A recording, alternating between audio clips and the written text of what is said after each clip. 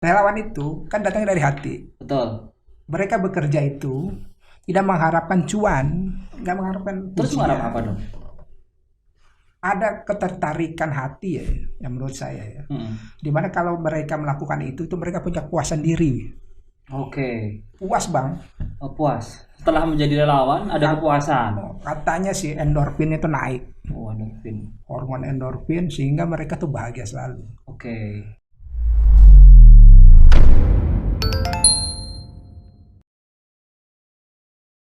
Assalamualaikum warahmatullahi wabarakatuh, kawan-kawan semua. Jumpa lagi dengan saya Fani Irfan di Jejak Relawan untuk Negeri. Gimana kabar kawan-kawan semua? Semoga senantiasa sehat ya. Nah, kawan-kawan, hari ini di Jejak Relawan untuk Negeri kita kedatangan tamu yang luar biasa, tamu yang menginspirasi dan sudah malang melintang menjadi relawan. Bang Rushan Novali, gimana Bang? Oke. Sehat? Sehat. Mantap. Gimana Bang? Makin Sehat, muda Bang? aja nih. Wah. Wes. Dari mana nih? Ya, selalu mengasihkan ketika kita ngobrol dengan seorang relawan, apalagi relawan yang sudah sering terjun ke bencana-bencana ataupun bahkan menjadi relawan-relawan ke daerah-daerah terluar yang ada di Indonesia. Nah, kali ini kita akan coba nanti kita ngobrol santai gitu kan dengan Bang Rushan Novali ini tentang kerelawanan, tentang pengalaman-pengalaman beliau selama menjadi relawan ya. Dan juga mungkin bumbu-bumbu nih gitu yang mungkin nanti kawan-kawan jadi tertarik ketika jadi relawan. Nah, Bang Rushan Novali, Oke. Gimana nih? gimana? Mulai dari mana nih? Mulai dari mana kita nih? Iya, selalu mengasihkan emang ketika ngobrol relawan nih. Jadi kita mau bingung mau mulai dari mana. Nah, Oh iya. gini aja. Menurut Bang Rushan Novali, relawan itu apa sih? Nah, Dan kenapa harus jadi relawan? Apakah kita rela diapa-apain, kadang rela kadang melawan atau gimana nih? Relawan itu apa sebenarnya Bang Rushan? oke. Menarik ya teman-teman semua. Relawan, ya kalau menurut KKBI sih katanya sukarelawan yang orang itu melakukan dengan hati. Itu Oh katanya. gitu ya. Ternyata memang relawan itu dunia yang menurut saya agak gila. Maksudnya gimana? Bang Fani, mau tahu ya? Hmm. Agak gila. Ketika terjadi bencana, bayangkan semua orang lari menjauhi wilayah tersebut. Oh iya. Relawan. Korban nih, korban. Iya, korban nih. Nah. Kira relawan tuh dari jauh-jauh, Bang Fani. Mendatangi. Datang kadang-kadang dengan uang sendiri, bawa kendaraan sendiri. Kan menurut saya gila itu ya. Iya juga sih. Mendekati wilayah yang sebenarnya orang hindari. Iya. Dan mereka tinggal di sana nggak sehari 2 hari loh, Bang Fani. Oh, Mereka gitu. bisa tinggal seminggu, 2 minggu, bahkan berbulan-bulan. Luar biasa. Nanti kita bahas nih. Oke. Bagaimana relawan itu disebut Jadi gila. relawan itu panggilan hati, Betul. kawan-kawan. Jadi untuk menjadi seorang relawan itu ya kita harus betul-betul bergerak dari hati, Betul. gitu. Ada di sini. Iya. Terus kenapa nih kita harus jadi relawan? Nah, kenapa kita harus jadi relawan? Ya, sebenarnya relawan tahu nggak teman-teman, Bang Fani? Itu relawan itu sebenarnya hampir sama dengan pahlawan. Oh gitu. Jiwanya DNA-nya mirip dengan pahlawan. DNA pahlawan luar biasa. Bayangin nih, cek Keren ya. namanya. Hah, Relawan itu kan datangnya dari hati. betul. Mereka bekerja itu tidak mengharapkan cuan, nggak mengharapkan Terus pujian. mengharap apa dong? Ada ketertarikan hati ya, yang menurut saya ya. Dimana kalau mereka melakukan itu mereka punya kepuasan diri. Oke. Puas bang. Oh, puas. Setelah menjadi relawan ada kepuasan. Katanya si endorfin itu naik. Oh, endorfin. Hormon endorfin sehingga mereka tuh bahagia selalu. Oke. Kan jarang-jarang loh. Saya di lapangan tuh jarang melihat relawan yang sakit. Padahal hidupnya itu menurut saya sih ya, kurang sehat pak, kurang layak. Oh maksudnya Iya, ketika terjun di misalnya daerah bencana gitu Iya kan? betul. Iya, di situ istilahnya kan banyak penolong, terus mungkin kurang merawat diri gitu ya. Betul. Mereka kan bekerja juga Luar biasa itu. Overtime. Siang malam gitu kan. tidur di tenda, kadang-kadang ya tidur di mana aja. Hmm.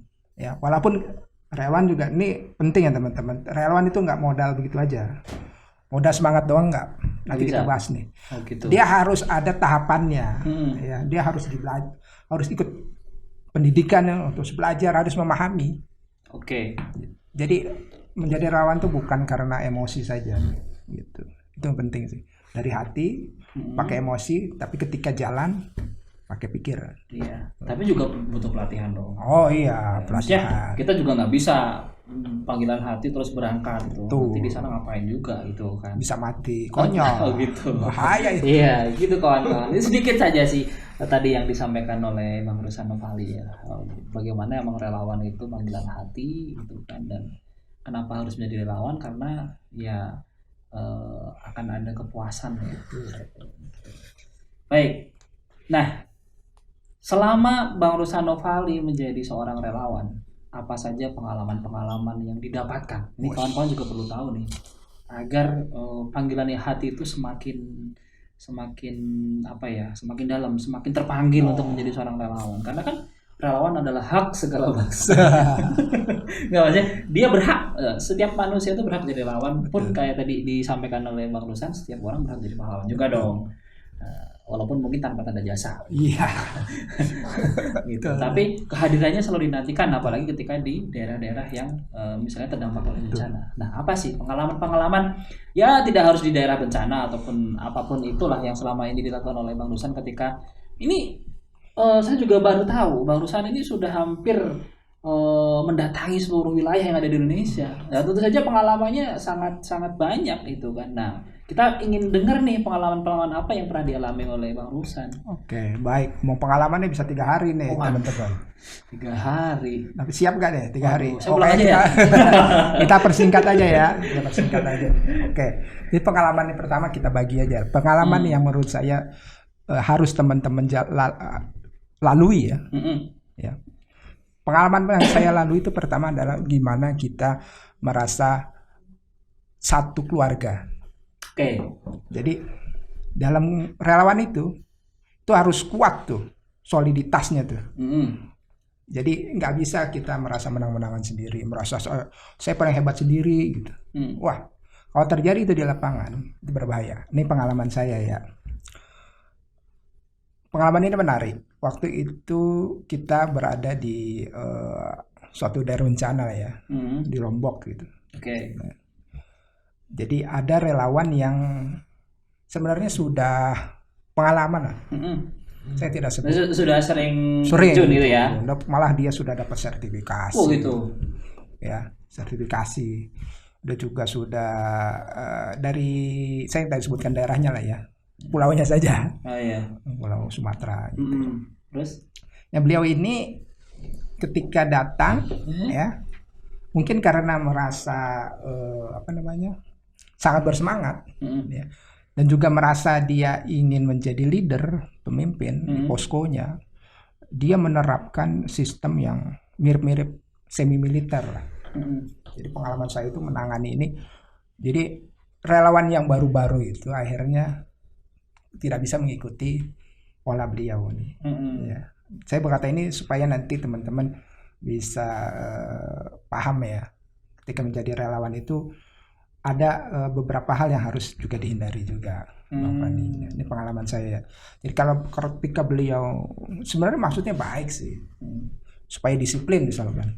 Yang terlambat push up, yang kurang sesuai jalan kodok gitu kan. Tapi kan kalau bagi saya nih, ketika digituin saya nggak mau lah. Nah, itu orang dia. saya kesana mau jadi relawan, kenapa harus digituin gitu kan. Nah, ya mungkin kalau dikomunikasikan, koordinasikan dalam artian nanti jam segini gini nggak masalah. Cuma kalau sampai harus kita udah capek suruh push up, suruh apa itu kan, maksudnya kalau bagi saya yang orang awam gitu kan, ya malas banget itu kan, sekali jadi relawan diginiin. Nah gitu. Itu yang berbahaya. Nah, cuma memang beliau itu, ini pengalaman saya supaya teman-teman paham bahwa banyak hal-hal yang kadang-kadang over lah ya, saya sebutnya over, karena ingin poskonya itu baik, bagus gitu.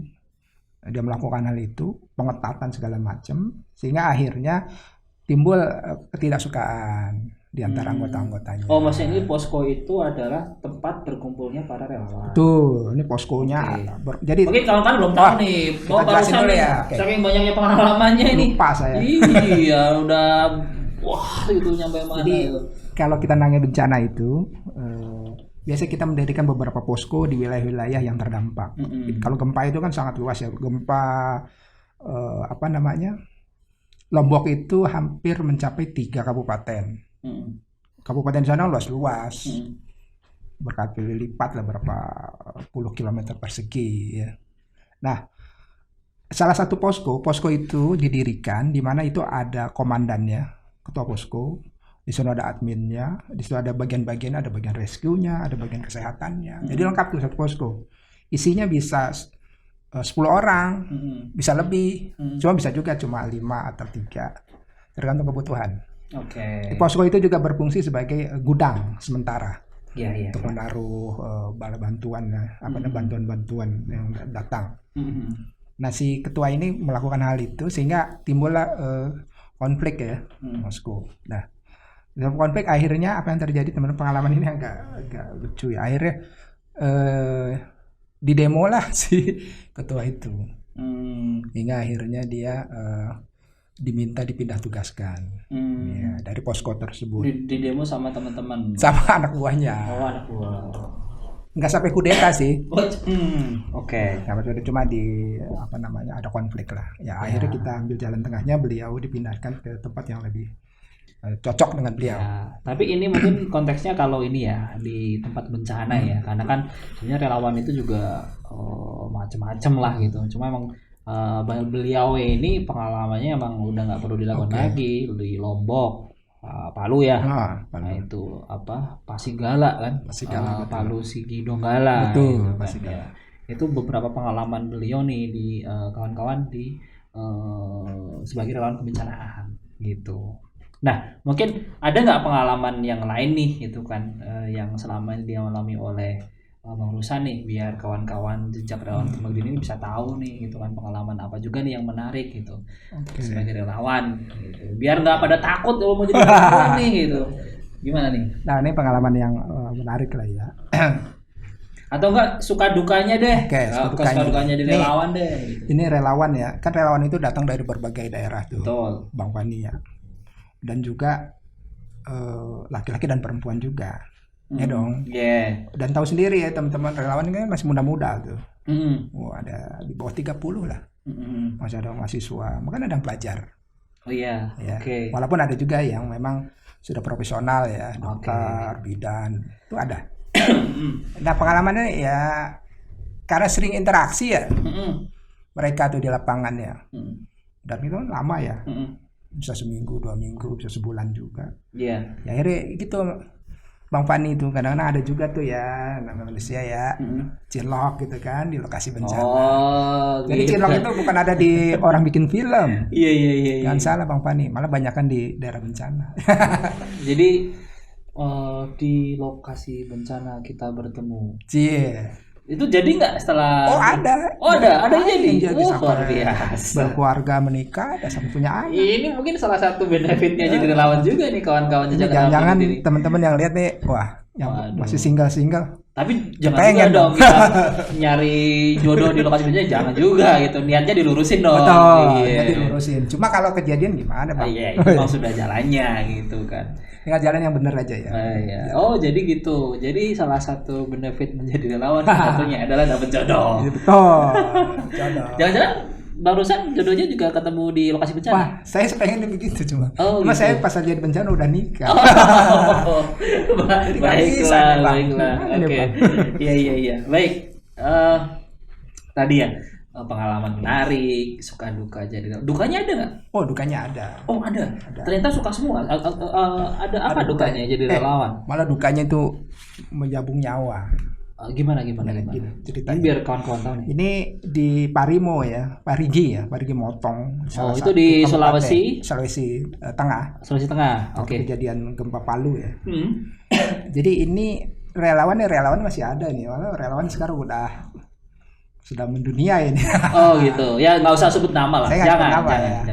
Waktu itu tugas di Parigi Motong. Beliau ini seorang yang masa lalunya mungkin ada catatan lah ya. Tetapi dia ingin hijrah ya, berbuat baik menjadi relawan.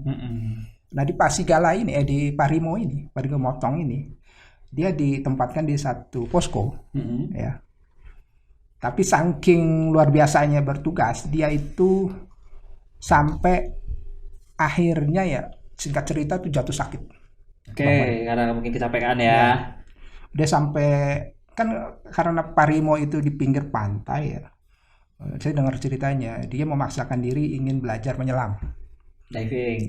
Okay. Instrukturnya dari TNI AL, dari Marinir. Terus ikut tuh. Ya mungkin karena terlalu capek dan ada terus pergerakan ya. Pergerakan relawan untuk membantu ya. Betul. Nggak bisa diem lah beliau ini. Akhirnya dia itu sampai jatuh sakit yang hampir saya parah lah gitu, parah harus dilari ke rumah sakit dan harus masuk ICU, harus mendapatkan perawatan khusus. Oke. Gempar lah ya. Oke. Ini saya dalam hati ngeri juga kan. Sampai kalau bisa ada relawan yang mohon maaf gitu gugur karena tugas karena sakit. Walaupun memang di beberapa tempat Bang Fani hal ini bisa terjadi kawan-kawan. Gimana? Jadi ada yang kecelakaan tuh ada. Cuma ini kita masuk ke konteks yang saya ceritakan pengalaman ini ya. Nah, jadi relawan ini sudah dalam posisi yang di ICU itu sudah ada bantuan pernapasan segala macam lah ya. Ibaratnya koma dan tidak sadarkan diri. Ya. Terus ini cerita bisa dipercaya atau tidak nih teman-teman. Ini unik ya nih. Jadi pengalaman menarik kan ya. Gimana? Jadi ketika dia sakit itu sebelumnya saya dilapori ya teman-teman ya satu posko bahwa beliau mengambil batu yang sebenarnya dilarang oleh orang sana untuk diambil. Oh baik, oleh Akamsi. Iya. Anak kampung sini nggak boleh tuh batu diambil gitu, tapi diambil oleh dia. Ada satu perjalanan, sudah dibilang ini kalau ke tempat ini jangan sekali-kali mengambil batu dan dibawa pulang. Oh itu ngambil batu. Diam-diam ngambil, dibawa pulang. Karena sakit ini. Sakit. Akhirnya batunya dikembalikan. Nah, saya bilang udah. Batunya di mana kembalikan lagi ke tempatnya. Ini kan percaya nggak percaya ya, mitos lah ya. Cuma udahlah, saya karena ngelihat kondisi seperti itu, dipulangkanlah batunya ke tempat semula. Ya, ini kan saya nggak percaya ini ya, ini pertolongan Allah lah ya. Betul. Alhamdulillah sembuh. Dan bisa kembali ke Jawa. Tuh luar biasa itu. Kan aneh ya. Iya. Apakah karena saya sih mendugain karena pengobatan lah ya, ini pertolongan Allah ya, bukan karena batu apa gitu ya. Itu mitos saja. Cuma ini menarik, jadi sampai kan masih ingat saya. Iya. Itu pengalaman yang menarik juga unik kawan-kawan. Jadi ya pelajaran Bang Bani apa Bang Bani? Seperti itu. Kita harus menghormati kearifan lokal. Ya, di mana langit apa? Peribahasanya di mana bumi dipijak, di situ langit dijunjung. Iya. Jadi ya kita menghormati adat istiadat gitu kawan-kawan. Jadi emang ya karena kita mungkin sebagai relawan datang dari beda pulau dan sebagainya, ya kita juga perlu mengetahui dan juga mungkin yang penting juga persiapan ya jadi relawan ya. Maksudnya karena kan fisik ini mental penting, apalagi di lokasi bencana yang mungkin kondisinya tidak ideal seperti kondisi kita biasanya. Ini juga penting, makanya emang untuk menjadi relawan juga di samping panggilan hati juga butuh persiapan-persiapan dengan pelatihan seperti itu. Nah, setuju itu. Barusan kalau tadi sudah menyampaikan terkait dengan pengalaman lah yang menarik, unik, terus ada suka duka jadi relawan nih. Nah, pengen tahu juga gitu kan, sebenarnya capek nggak? Gitu. Apalagi kan mungkin ketika diterjunkan ke lokasi bencana atau sebenarnya kita ngomongin bencana kan lawan sebenarnya luas lah ya. Cuma ini kita ngomongin bencana, saya capek apa enggak sih gitu kan. Kalau ditanya capek, teman-teman bisa bayangkan ya, relawan itu kerja tanpa ada jamnya. 24 jam bertugas. Setiap saat mereka bisa menerima panggilan dan harus jalan. Jadi ada cerita di Sembalun, ya, di kaki Gunung Rinjani itu kan dingin. Ya karena di lereng kan. Itu sudah malam. Ya. Ikan bobo enggak? Terus ada kan masih gempa ya, gempa susulan ya, banyak gempa kecil susulan. Setelah ada gempa susulan adalah warga datang naik motor ke sarung gitu, agak terburu-buru gitu, minta bantuan karena di posko itu Bang Fani selalu kita lengkap tuh, ada juga bidannya atau ada dokternya, ada tim kesehatan lah minimal, ada perawat. Kalau tidak ada dokter minimal ada perawat. Nah, mereka ada yang luka dan minta bantuan kita. Itu udah tengah malam. Kan bisa nggak relawan bilang, Bu, maaf Bu, udah bukan jam tugas Bu. Nggak bisa dong. Nggak bisa dong Bang. Kalau minta tolong. Minta tolong, ini nyawa. Iya. Ini rasa kemanusiaan. Betul. Nah makanya di sini diuji lah. Ya. Dia relawan itu akhirnya tetap turun keluar mobil, jalan ke tempatnya. Ternyata di sana harus dapat tindakan lebih ya. Sehingga harus dibawa ke kota Mataram. Ya, yang fasilitasnya lebih lengkap. Ya, karena untuk ditangani sementara bisa, tapi ini kalau tidak segera ditangani khusus bisa berbahaya, sehingga harus dibawa ke.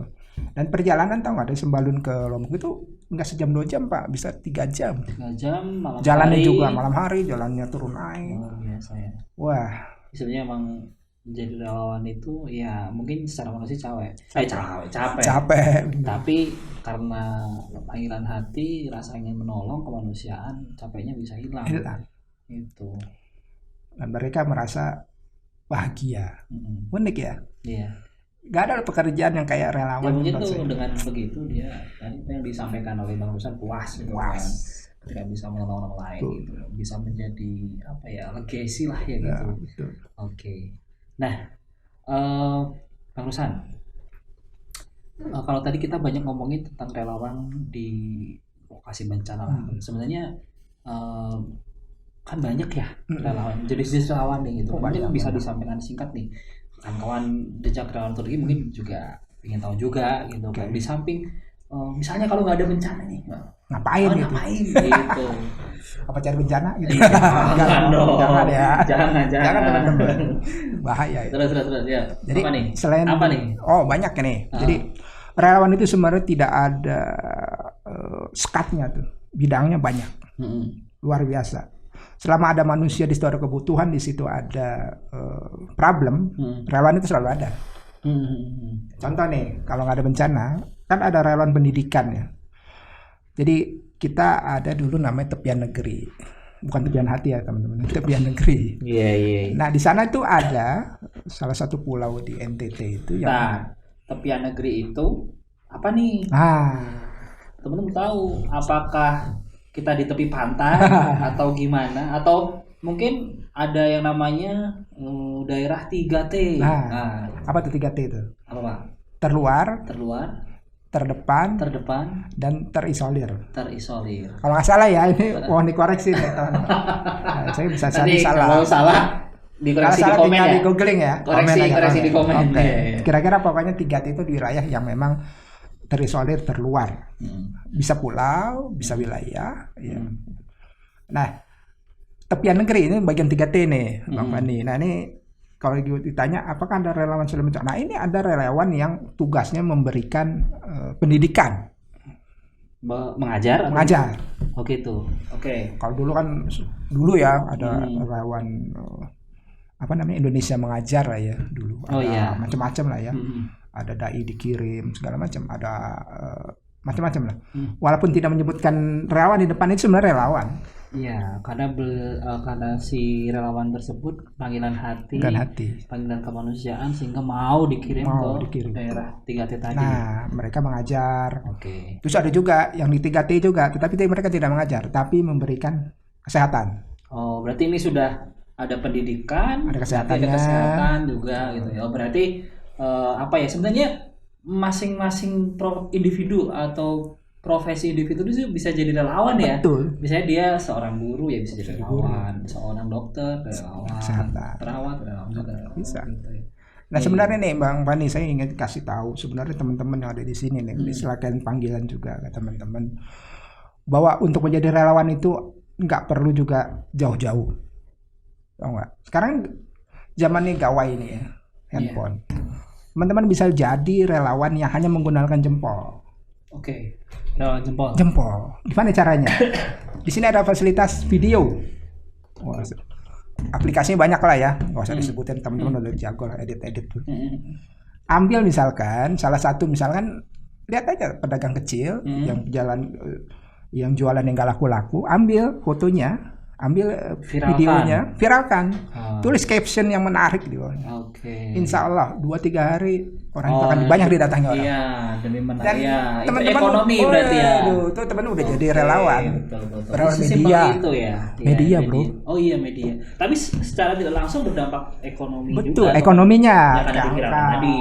Gitu. Atau ada orang sakit juga bisa. Jadi kawan-kawan jejak relawan luar negeri, biasanya memang jadi relawan itu tidak hanya mungkin ya beberapa yang kita tahu sebelumnya relawan itu ya konotasinya hanya ketika kita turun di bencana. Tapi sebenarnya relawan itu ya sangat luas itu cakupannya itu kan sangat luas, ada pendidikan, kesehatan, media, ekonomi, ya itu bahkan nih. Nah ini nih sebenarnya ini yang sebenarnya bikin saya agak gimana gitu ketika mendengar apalagi ini tahun-tahun menjelang tahun politik nih gitu.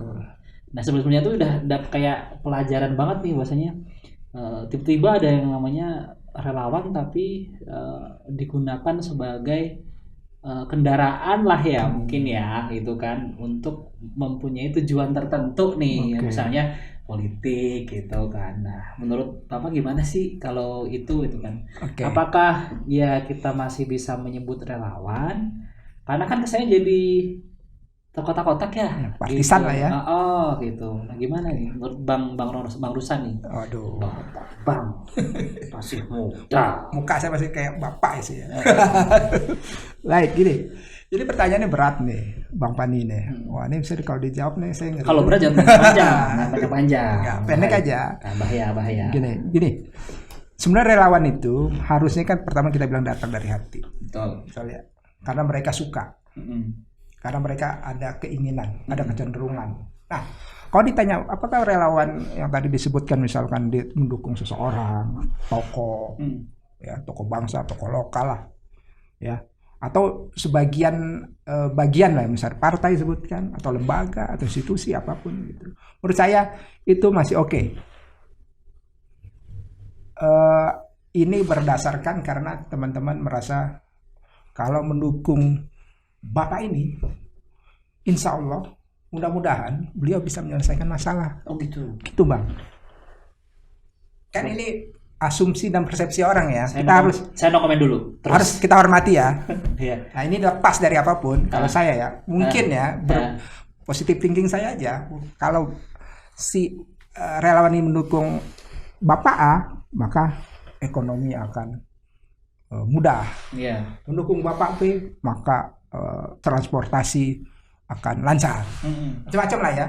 Atau pendukung kelompok B semuanya akan aman, boleh aja dong. Tapi yang perlu teman-teman pahami ya, ketika teman-teman jadi relawan mendeklar bahwa saya mendukung ABC, mendukung lembaga ABC, institusi ABC, teman-teman harus tetap punya hati. Hati itu dikedepankan, ya. Teman-teman harus bisa saring tuh. Apakah yang saya lakukan ini berlebihan atau tidak? Apakah yang saya dukung ini sudah menjadi panggilan hati? Jadi saya khawatir juga nih. Ya ini manusiawi ya. Mungkin lah ya ada oknum-oknum ya. Saya nyebutnya oknum aja sih. Oknum-oknum yang memanfaatkan lah ya, memanfaatkan ketulusan keinian relawan ini menjadi hal yang kurang baik. Gitu. Ada iming-iming lah ya, Baiklah. Ya sih harapannya sih diksi relawan itu ya agar tidak terkotak-kotakan. Betul. Gitu. Ya. Jadi ya biar tidak panas dan sebagainya. Itulah gitu teman-teman. Nah, Bang Rusan, ini saya ingin mendengar juga nih, mungkin ini yang pamungkasnya dari Bang Rusan Novali ini. Karena kita di Indonesia itu punya bonus demografi yang besar, gitu kan. Ada gen milenial, ada gen Z, gitu kan, dan lain-lain lah, gitu kan. Nah, menurut Bang Rusan, apa sih dia bisa pesan ataupun agar para Gen Z dan milenial ini khususnya ya berperan aktif dalam ya perbaikan negeri lah, punya sumbangsih lah. Ya bisa as a relawan atau yang lain. Silakan. Baik. Ini kata kuncinya teman-teman. kebermanfaatan. Oke, kebermanfaatan. Jadi menjadi relawan atau tidak menjadi relawan itu ada pilihan teman-teman. Oke. Teman-teman bisa memilih antara dua itu. Tetapi ya menjadi relawan adalah mengambil tanggung jawab. Menjadi relawan adalah mengambil tanggung jawab. Tanggung jawabnya adalah apa? Bisa sosial, bisa kemanusiaan, bisa bencana, bisa kesehatan segala macam. Iya. Ya. Yang teman lakukan itu sesuatu pekerjaan yang mungkin itu tidak menarik untuk kemungkinan ya. Iya. Untuk sebagian orang ya, untuk sebagian orang itu menjadi relawan nggak menarik. Bahkan mungkin ada orang yang melihatnya sebelah mata, Pak. Relawan. Gitu. Coba cek deh, teman-teman nih yang belum masih single, misalkan mau ngelamar, ditanya sama calon mertuanya, kerjanya apa? Saya relawan, Pak. Gitu ya? Ya. Apa yang tadi? Saya sih tetap positif ya, Bang ya. Tapi dari pengalaman yang saya dengar di lapangan, nggak begitu tertarik Pak calon-calon mertua. Oke. Yeah. Mungkin kalau relawan UNICEF mungkin ya. Relawan mana Pak? WHO gitu kan? Atau What Helmut atau apa gitu ya. Kalau relawan mana? Relawan A, relawan B. Saya belum pernah denger ya. Nah tapi ini nih kebermanfaatan tadi nih, balik lagi ya, kita balik lagi. Ini pesan juga untuk teman-teman bagaimana kita mengambil peran ini. Jadi peran relawan ini atau tidak menjadi relawan sekalipun, teman-teman punya tanggung jawab untuk menjadi warga bangsa, anak bangsa yang jadi batu-batu untuk menguatkan bangsa ini. Okay. Ya. Anda boleh aja tidur-tiduran di rumah ya teman-teman. Rebahan ya. Rebahan itu kaum rebahan ya. Tapi dengan rebahan teman-teman harus punya manfaat. Bolehlah rebahan, tapi tangannya main nih untuk kebaikan. Donasi gitu kan. Siap. Wah saya rebahan doang, cuma saya donasi tiap hari ada sih 100.000. Keren. Ya. Atau saya sibuk ini. Saya udah jualan, udah jadi pengusaha ya, udah punya ya kecil-kecilan bisnis lah. Waktu saya habis, Bang. Nggak bisa nih dikirim-kirim ke bencana gitu kayak teman-teman masuk ke desa-desa. Nggak bisa saya. Tapi teman-teman bisa ngambil kebermanfaatan apa? Wah, saya punya barang nih, kita punya produk nih, kita bagikan nih sekali-sekali gratis di Jumat barokah gitu, atau di hari-hari tertentu, atau momen tertentu, itu ambil peran tuh.